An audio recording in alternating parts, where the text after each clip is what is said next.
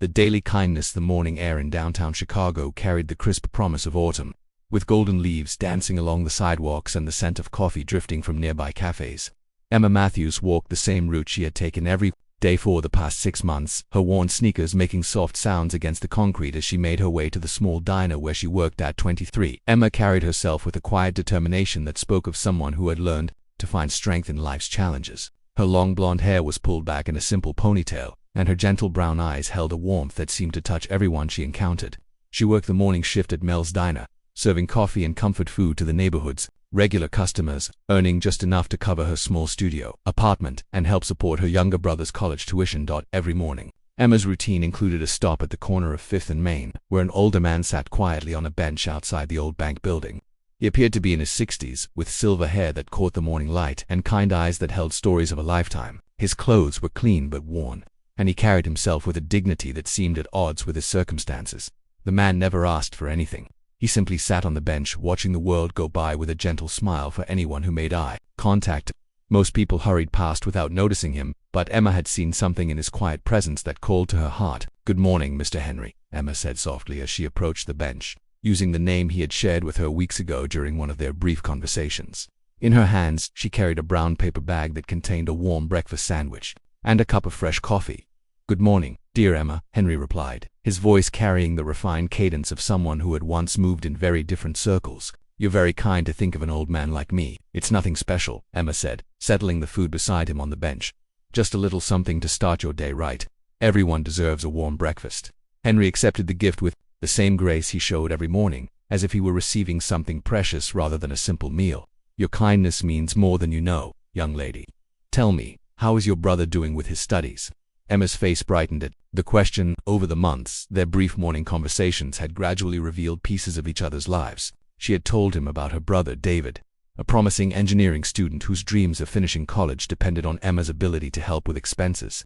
"He's doing wonderfully," Emma replied. "His professors think he might graduate with honors. I'm so proud of him." "As you should be," Henry said warmly.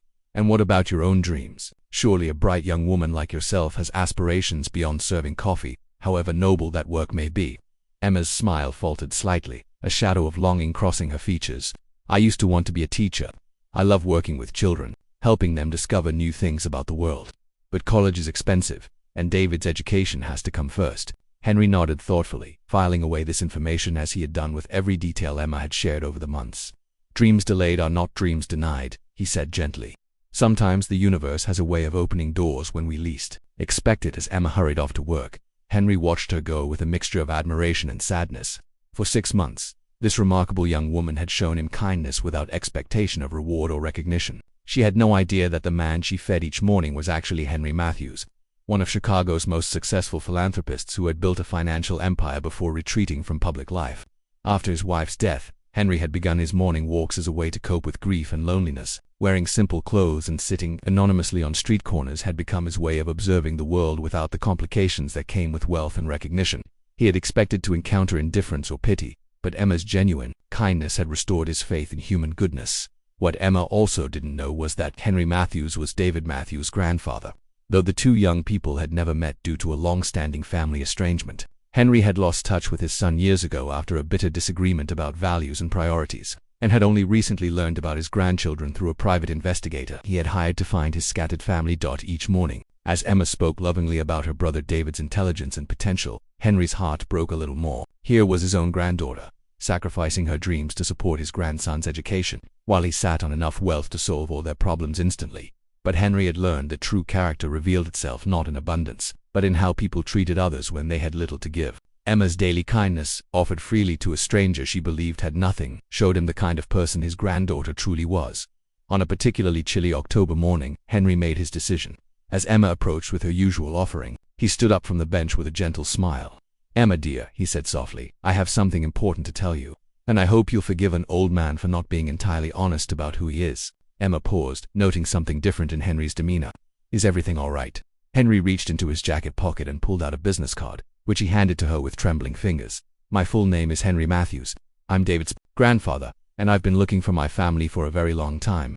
Emma stared at the card, her mind struggling to process what she was hearing. The name was familiar. She had seen it on buildings and scholarship funds around the city. But the connection to her own life seemed impossible. I don't understand, she whispered.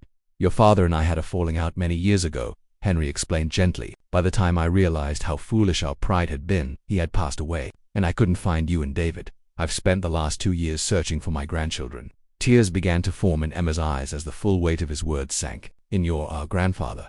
But why didn't you tell me? Because I needed to know who you really were, Henry said, his own voice thick with emotion. I needed to see if the kindness in your hearts was genuine, or if it would change when you learned about money and inheritance. Henry reached out and took Emma's hands in his crests every morning for 6 months. You've shown compassion to someone you thought had nothing to offer you in return.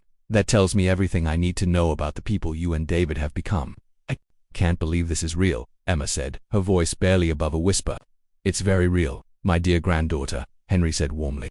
And now, if you'll let me, I'd like to help make some dreams come true. Yours, and David's, and maybe even with few dreams of my own about being part of a family again. As they stood together on the corner where their daily ritual had played out for months, Emma realized that sometimes the most extraordinary gifts come disguised as ordinary moments. Her simple act of daily kindness had not only fed a hungry man but had reunited a family and opened doors to possibilities she had never dared imagine. The morning sun broke through the clouds above them, warming their faces as grandfather and granddaughter embraced for the first time, surrounded by the gentle bustle of a city that had witnessed their quiet miracle unfold one breakfast at a time.